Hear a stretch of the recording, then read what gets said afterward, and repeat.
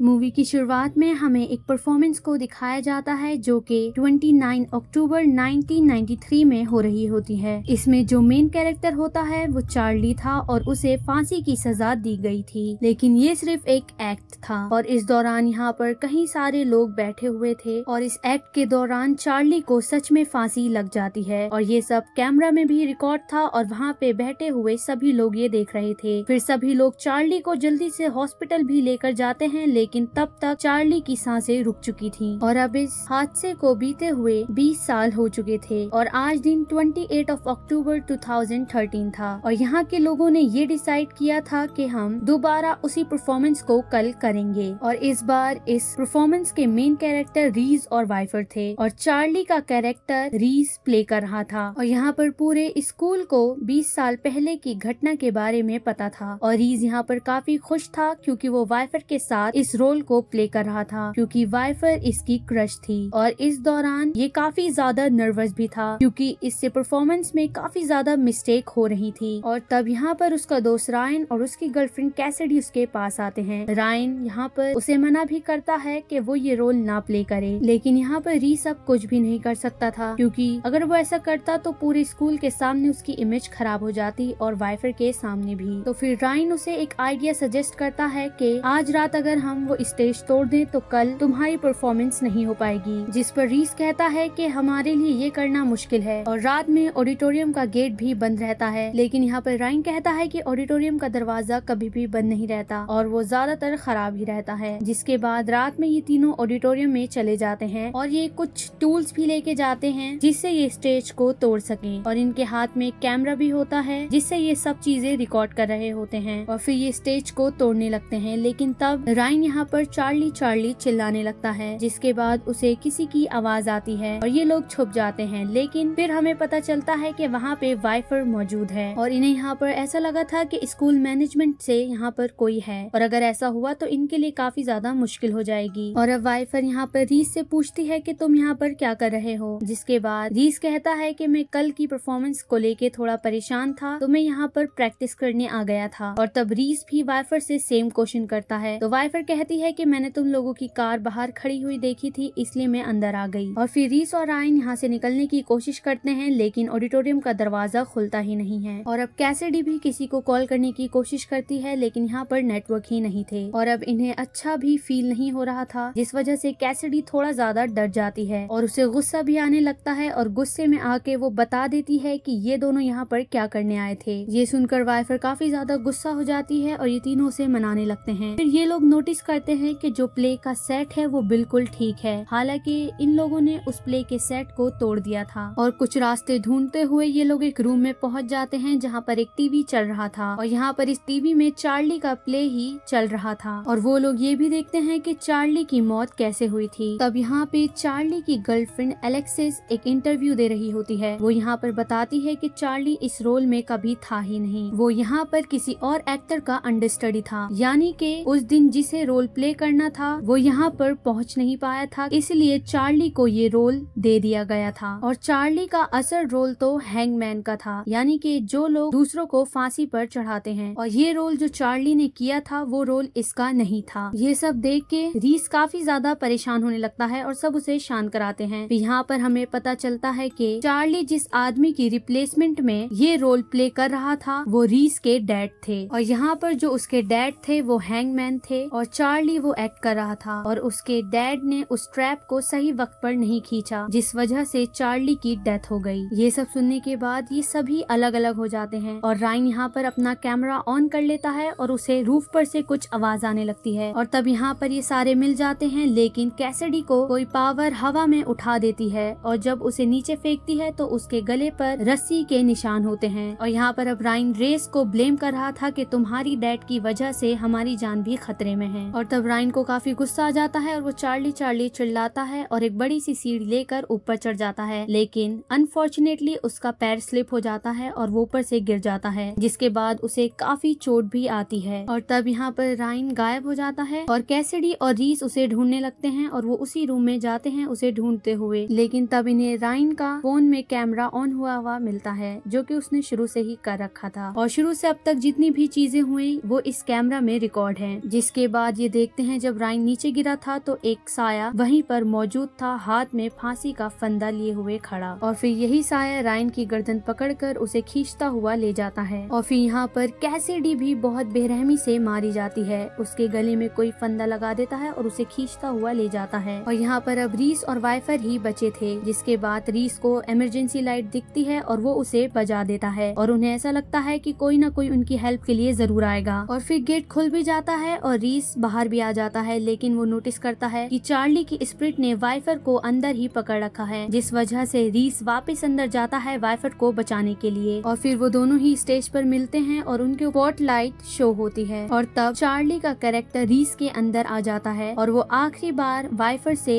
अलविदा कहता है। वो उसी फांसी के फंदे पर चढ़ जाता है और चार्ली ट्रैप को प्रेस कर देता है और यहाँ पर रीस उसी वक्त मर जाता है। और वाइफर ऐसे एक्ट करती है जैसे कि सामने ऑडियंस बैठी है और अब ये शो खत्म हो चुका है। और फिर ये सीन कट कर दिया जाता है और तब हमें दो पुलिस ऑफिसर को दिखाया जाता है जो कि एक रूम में जा रहे हैं और यहाँ पर इन्वेस्टिगेशन चल रही है रायन, कैसिडी और रीस की। और फिर हमें एलेक्सिस को दिखाया जाता है जो कि चार्ली की गर्लफ्रेंड है और यहाँ पर वाइफर भी मौजूद थी जिसको शायद चार्ली ने नहीं मारा। और फिर यहाँ पर हमें पता चलता है कि चार्ली और एलेक्सिस की बेटी वाइफर है और ये इनका प्लान था चार्ली की स्पिरिट के साथ मिलकर इन सब से बदला लेने का। और फिर पुलिसमैन वाइफर से चार्ली के बारे में पूछता है लेकिन वाइफर कुछ भी नहीं बताती। और तब यहाँ पे चार्ली की स्पिरिट आ जाती है और उस पुलिस ऑफिसर के गले में फंदा डाल देती है और उसे भी मार देती है। और ये दिखाते हुए ही इस मूवी की एंडिंग हो जाती है।